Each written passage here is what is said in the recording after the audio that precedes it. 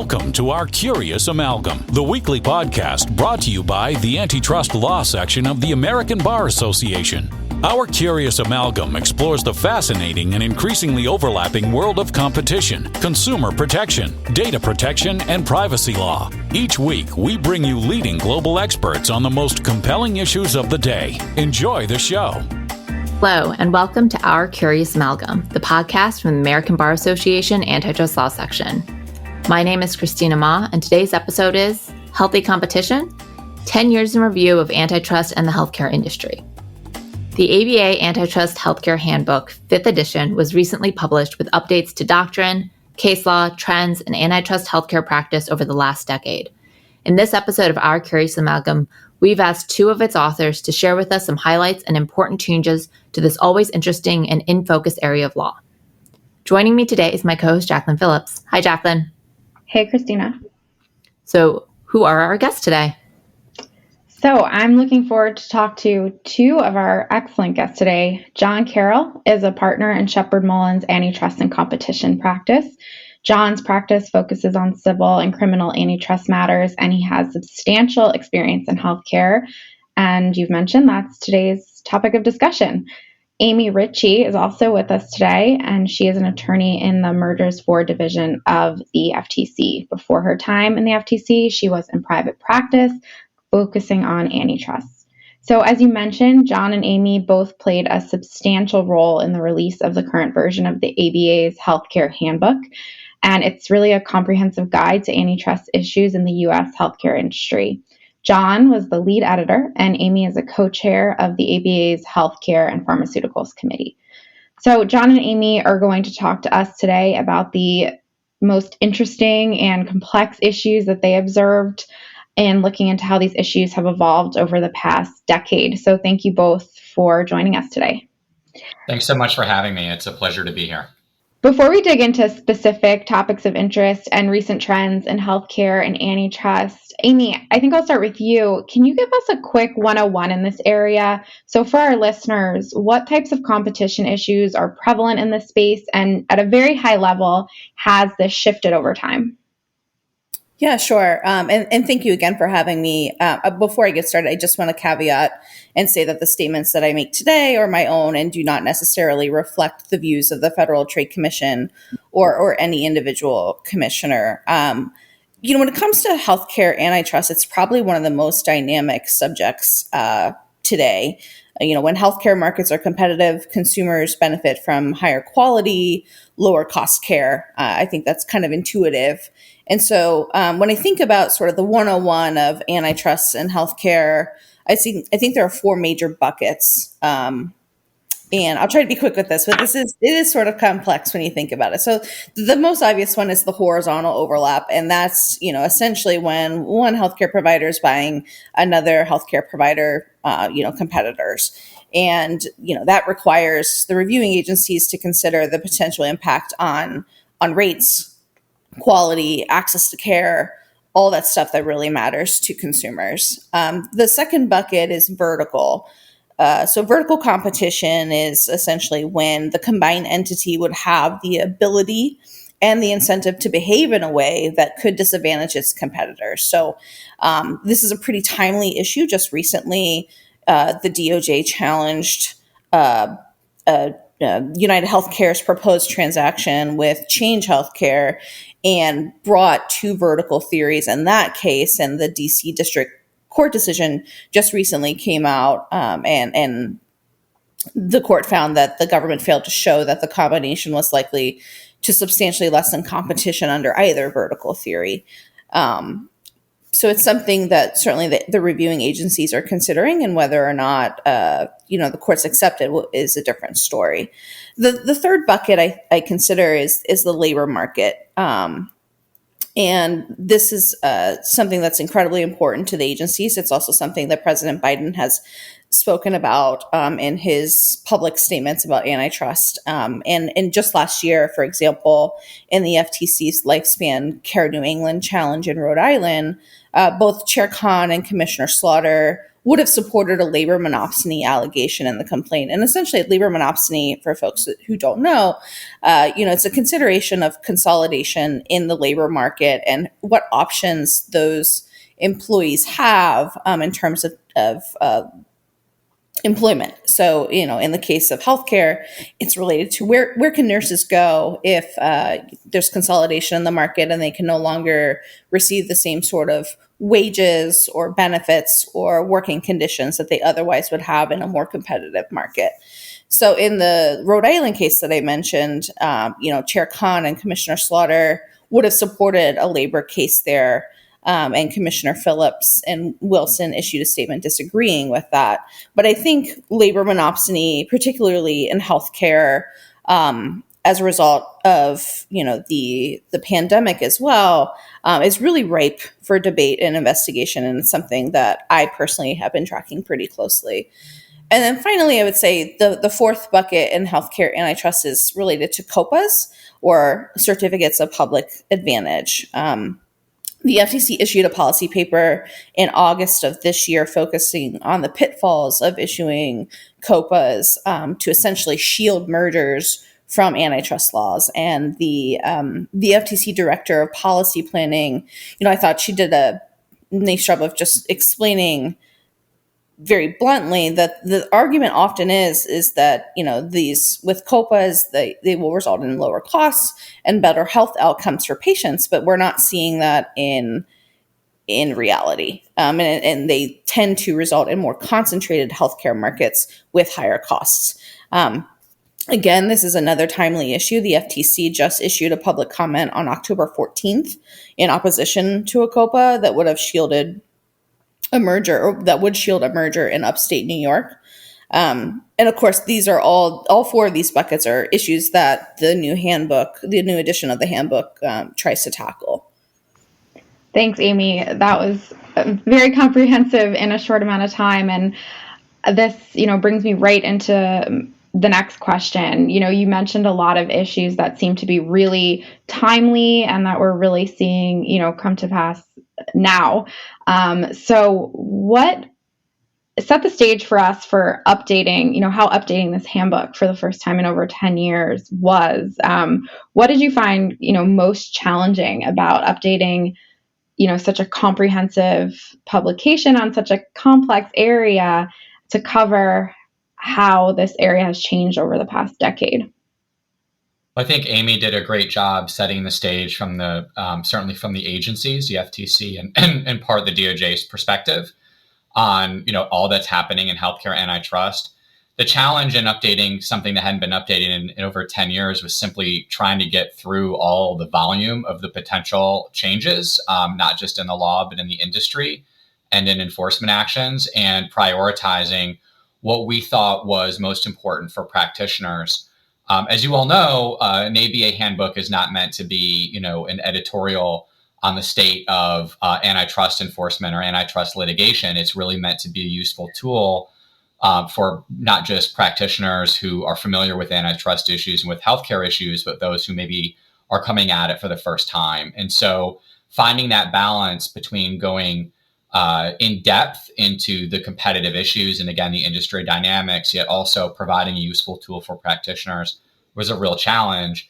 I'll also say, as folks know, those who do things for the ABA, like our co-hosts here, folks are not compensated.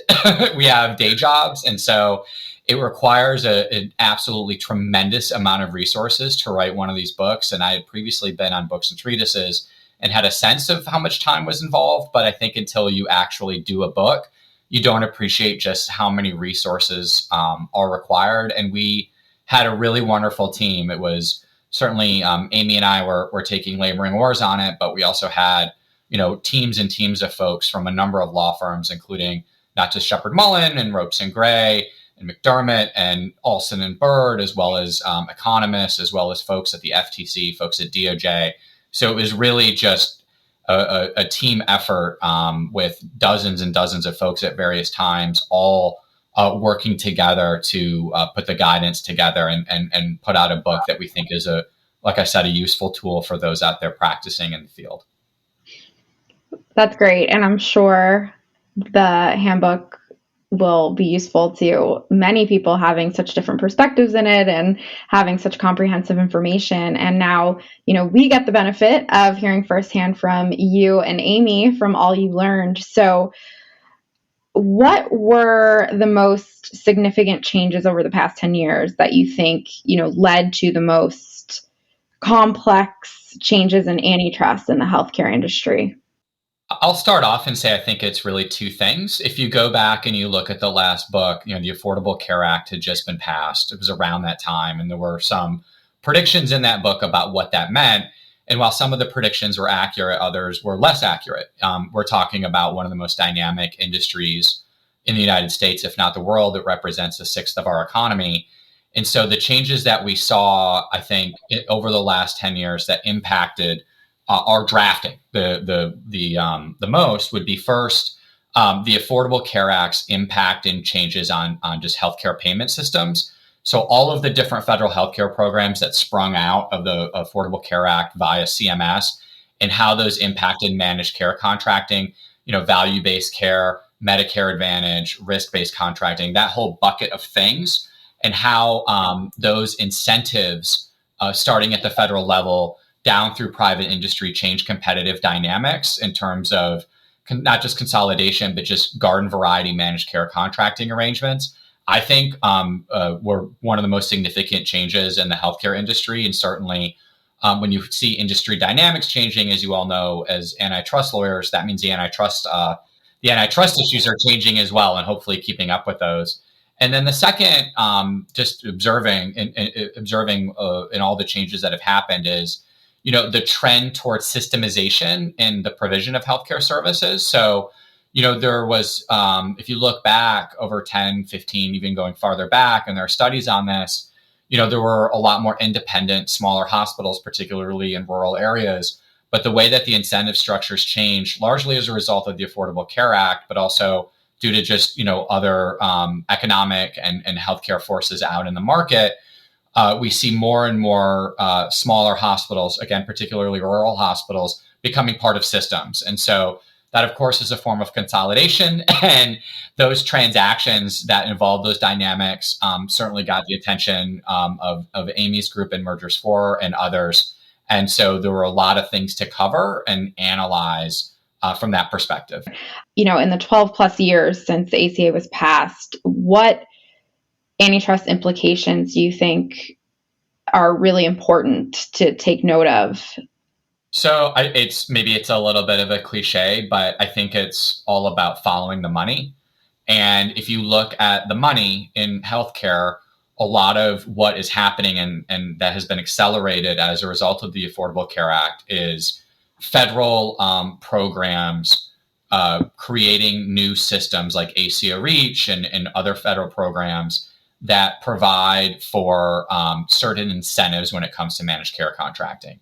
And the effect of those isn't just in the types of contracts that providers and payers are entering into, but it's bigger than that, because it has to do with how to allocate risk, how to reduce costs, and how to improve quality sufficient to become to make it make sense to participate in these federal programs, whether you're a healthcare plan that offers Medicare Advantage, or whether you're, a group of providers who are coming together to attempt to clinically integrate in order to improve quality and lower costs. And so I think over the last 12 years, it's hard to even really get your arms around all of the implications. But, in managed care contracting in particular, I think we're seeing more and more types of not consolidation, but more and more types of coordination on care, and coordination to the extent it's permissible or justifiable on contracting.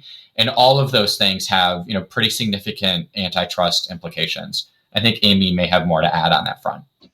Yeah, sorry. So I lost my connection for a minute, but in terms of managed care and how, how things have changed over time, I think, we could spend an entire podcast talking in acronyms about all the various managed care models that exist today. And I think John touched on it in terms of how the Affordable Care Act has impacted that, whether you're talking about your PPOs or your HMOs or tiered networks, preferred networks. It's all super complicated, but and the handbook, I think, addresses a number of these sort of modifications that have happened over time. In particular, how the agencies and courts have thought about the intricacies of these different managed care models, and how the agencies or private parties need to think about those when defining a relevant healthcare market. Before, I think it was more straightforward. You just look at straight commercial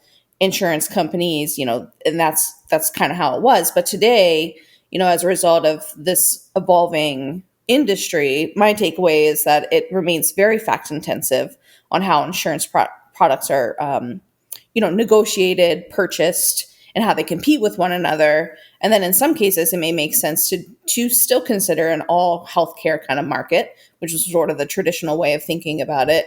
But, in other cases, there are facts that may drive a narrow relevant market, and I think it's something that from an agency perspective, we're really aware of, when we're doing these investigations on how fact intensive it has to be, because not one size fits all anymore. And I think it's really kind of interesting to see the dynamics play out in the actual marketplace. John, you had mentioned, the ACA really changed the incentives of the industry, and a lot of doctrine and case law has been sort of reacting to how those incentives have changed and affected competition. Do either you or Amy think that the ACA created incentives that may have run afoul of the antitrust laws, if that makes sense, or that were in tension with the antitrust laws? And how do you deal with that tension? So I'll start and say, I don't think so. I don't think that they run afoul of antitrust laws, but maybe that's my private practitioner bias. I think what it does, Christina, what the ACA did and does, and there's more than just the ACA, right? There have been more laws and regulations passed since then, and other things that are contributing to this. But I think just as an antitrust lawyer, you often try to put yourself into this framework of, okay, who's the buyer, who's the seller, and who competes with whom.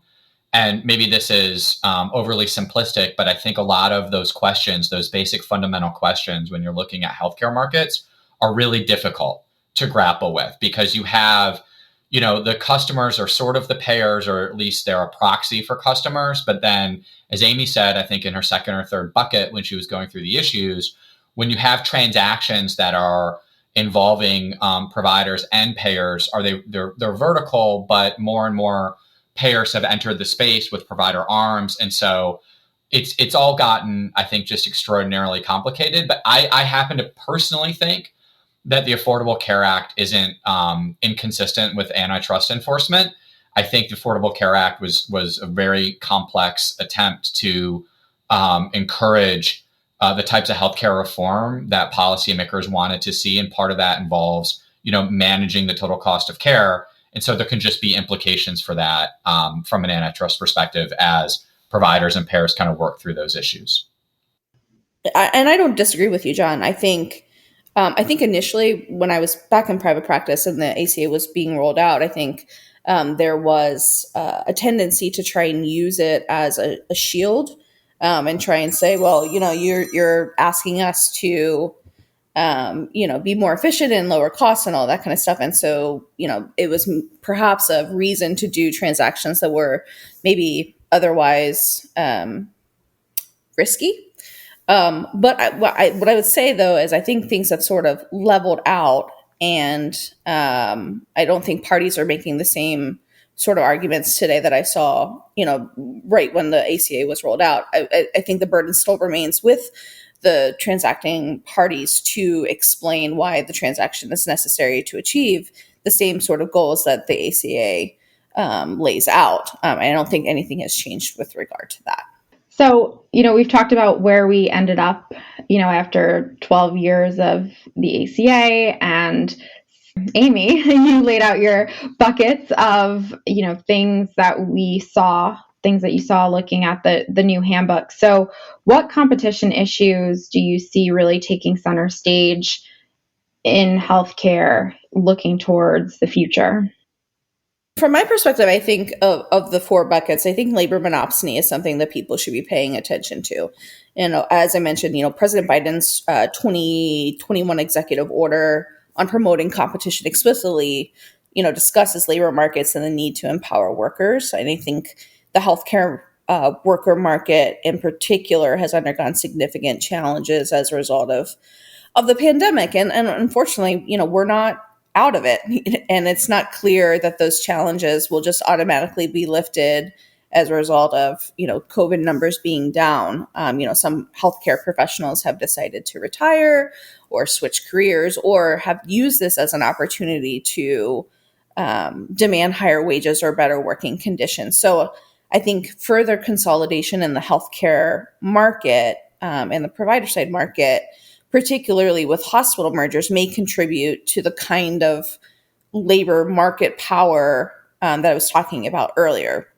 And I think that based on recent public statements by both the Department of Justice and the Federal Trade Commission, as well as multiple state enforcement agencies, I don't want to forget them in this conversation. I think that the state attorneys general's offices are leading the charge when it comes to thinking about labor monopsony as well. So I think we will continue to see enforcement in that area. I don't know exactly what case will stick and make it work, but I think we're going to see, for parties who are considering transactions, requests for information regarding labor monopsony, specifically in the healthcare provider space. And then from my perspective, I think it'll be really interesting to see how the FTC, DOJ, state enforcers, and perhaps private litigants grapple with the increasing importance and prevalence of data when it comes to healthcare transactions. There are implications beyond competition laws, certainly, with respect to privacy and data security, and those are not my table, as a waiter would say. But at the same time, more and more transactions involve changes to how healthcare data is being used, and trying to understand whether or even if it matters if a particular company has a lot of healthcare data from a competitive standpoint, I think is interesting intellectually. And I think it's something that we're going to see more and more of in investigations and perhaps even in enforcement actions as transactions concern those issues. Evolving and interesting area of law, a lot of changes in the last decade. Expect there will be many changes in the last decade, in the future decade, and amendments to what will be the 6th edition to the Healthcare Handbook. Amy, John, your insights have been incredible. But before we let you go, we do want to ask you a few more personal questions so we can get to know you as people. So I guess, John, maybe I'll start with you. Advice that you have for young attorneys who are looking to do what you do? I would say, even if you don't, this is a tricky one to answer, but I would say try to find what interests you the most and be enthusiastic about that, and have that guide your decisions in terms of what you work on and whom you work with. One thing, that I've found in focusing on healthcare and some other things is healthcare is not for everybody. Some people don't think it's particularly interesting. If you don't find it interesting, then don't work on it, or at least try to find a way not to work on it. So I would just go with what interests you, and you're going to tend to produce better work product if you do that, in my experience. And Amy, can you tell us something about yourself that those who work with you would not know about you? Sure. Well, first, I'm going to call John out and say that John was actually my mentor when I was a summer associate way back when. So that's the fun connection between me and John. It's nice to still be working with him on things. Absolutely. But fun fact. Okay. Well, I am a Jeopardy failure. I try out every single year to get on Jeopardy. Every single year I fail to qualify.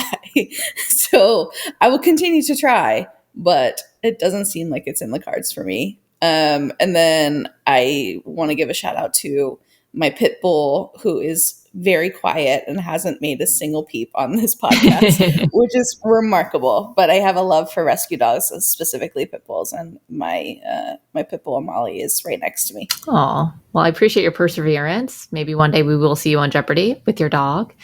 And now for our final segment, the Curious Hat. And now it's time for the Curious Hat. Amy, I'm going to start with you. If you could host your own podcast, what would it be about? That is a really good question. If there was some way to intertwine cooking with true crime, which sounds like maybe like a Dahmer sort of situation, but that's not what I'm going for. But my two loves, when I listen to podcasts, are after Antitrust, of course, food and true crime. So if there's some way to bring those two together, I think that would be very interesting. Maybe it's the last meals of serial killers. Yeah. I don't know. There's definitely something there, right? There's been enough crimes that have occurred around a dinner table. There has to be something. For sure. So I would totally listen to that podcast, Amy. Oh, thanks, John. And John, how would you spend the perfect weekend?